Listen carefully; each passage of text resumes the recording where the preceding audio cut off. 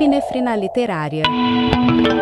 O livro tem uma linha de raciocínio, né? O primeiro ponto aí a discutir do ponto de vista da estrutura é que é de contos, tá? E esses contos eles estão falando de um mesmo tempo, de um mesmo espaço. Só que eles estão dando enfoques diferentes, muito conduzido pela figura do Ginho, né? O Ginho é um personagem importantíssimo. E toda vez que a gente traz criança para a literatura, a gente está discutindo o futuro, tá? E o Ginho assume a narrativa em alguns contos, né? A palavra infância, esse prefixo é curioso, né? Ele vem etimologicamente falando daquele que não tem voz. E a opção do Romana de dar voz para o Ginho é dar voz para quem não tem voz. É interessante quando você tem narradores crianças, tá?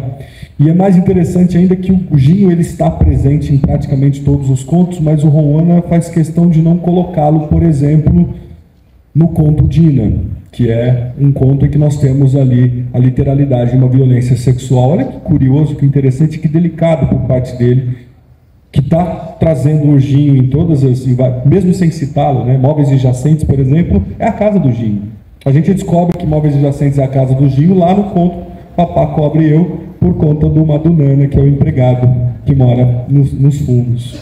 Então é quase que uma linguagem, pensando assim, cinematográfica, atrelada à linguagem literária, quando ele vai fazendo movimentos de câmera. Então ele conta a história de um personagem, depois ele abre a câmera, ele vai falando de vários aspectos, de várias camadas sociais.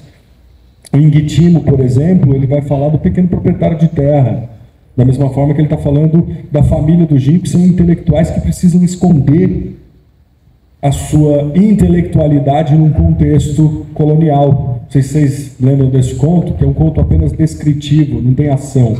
Mas tem detalhes importantes ali, né? Os livros são cobertos, escondidos. O que tem na mesa da casa, a mesa de centro, são revistas como a Reader's Time, né? E a inscrição na parede do Elvis. Percebe que tem ali, e é curioso, porque nós estamos falando de 64, a coisa estava acontecendo no Brasil, só que numa outra perspectiva.